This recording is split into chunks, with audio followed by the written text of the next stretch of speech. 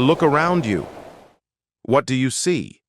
Maybe a coffee cup, a glass of water, a shower running, simple, everyday things. We take them for granted, don't we? This clear, life-giving liquid, we assume it will always be there, flowing freely. But what if I told you that beneath the surface of our tranquil lives, a silent war is being waged? A war not for oil, not for land, but for something far more fundamental, something without which literally we cannot survive.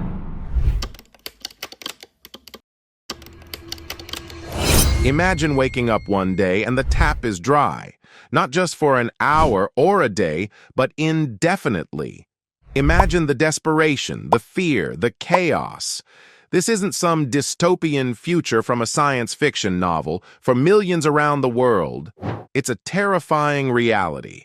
And it's a reality that's becoming increasingly common, not just due to climate change, but due to something far more calculated: the hidden economic war over water resources. The true value of water isn't just about quenching thirst. It's about power, profit, and the very survival of nations.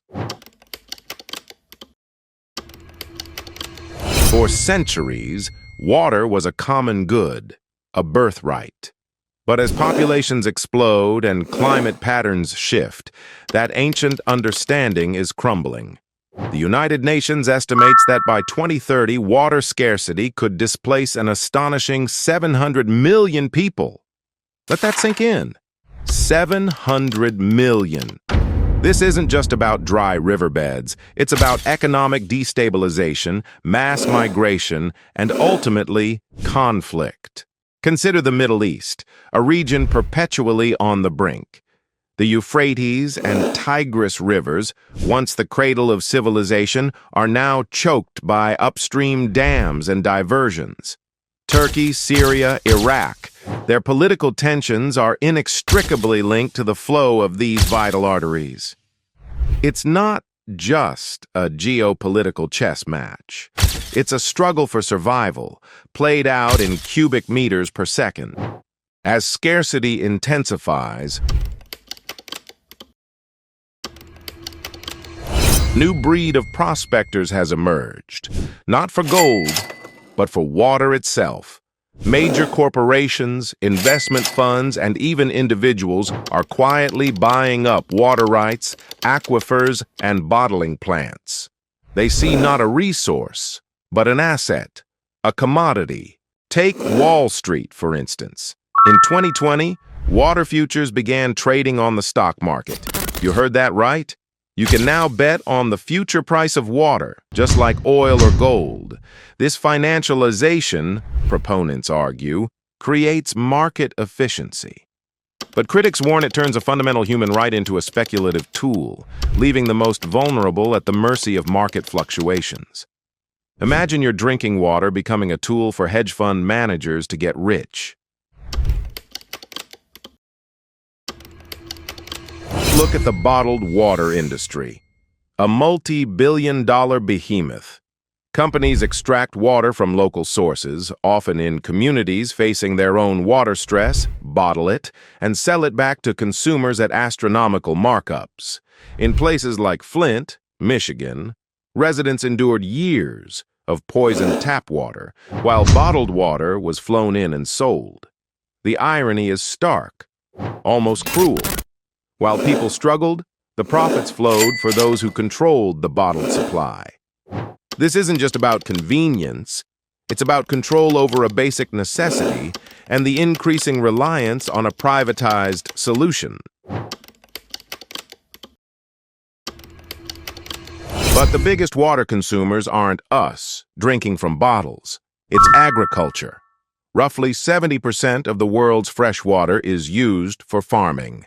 And here's where the concept of virtual water becomes critical. Virtual water is the water embedded in the production of goods and services. Think about your morning coffee. It takes approximately 140 liters of water to produce the beans for just one cup. A single cotton t-shirt, over 2,700 liters. When wealthy nations import food and products from water-stressed regions, they are, in essence, importing that region's precious water. It's an invisible transfer of resources, draining some areas while insulating others from the true cost of their consumption. This is the hidden hand of economic warfare, played out on a global scale.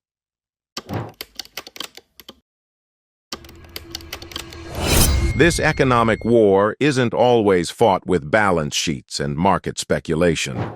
Sometimes it spills over into direct geopolitical confrontation. The Grand Ethiopian Renaissance Dam on the Blue Nile is a perfect example. For Ethiopia, it's a symbol of development and a crucial power source. For Egypt and Sudan, downstream nations, it represents an existential threat, potentially cutting off their lifeblood. Negotiations have faltered, tensions have escalated, and military options have even been hinted at. It's a stark reminder that water scarcity can quickly transform into a catalyst for regional instability and even war. As the crisis deepens, a new battleground is emerging: technology. Desalination plants, once prohibitively expensive, are becoming more efficient. Smart irrigation systems promise to revolutionize agriculture, but these solutions aren't universally accessible. They require immense capital and advanced infrastructure, creating a further divide between the water-rich and the water-poor. Who owns these technologies? Who controls their deployment? These questions are becoming central to the economic struggle, because controlling the solution can be just as powerful as controlling the resource itself. So, what does this mean for us, the everyday people? It means awareness is our first weapon. Understanding the true value of water beyond the price on a utility bill. It means demanding transparency from our governments and corporations about water management. It means supporting sustainable practices and advocating for policies that prioritize human needs over corporate profits. The war over water isn't some distant conflict. It's happening all around us in the products we buy, the food we eat, and the policies that govern our lives. We have a choice: to remain oblivious or to become part of the solution. Because ultimately, water is not just a commodity, it is life itself, and its future quite literally rests in our hands. Think about it. Next time you turn on the tap, what will you do to protect this most precious resource? This story made you think. Don't let it end here. Share it so more people can see what's really happening. Like the video if you believe awareness is the first step to change. And subscribe for more powerful stories about the world we live in. Because understanding the truth is where action begins.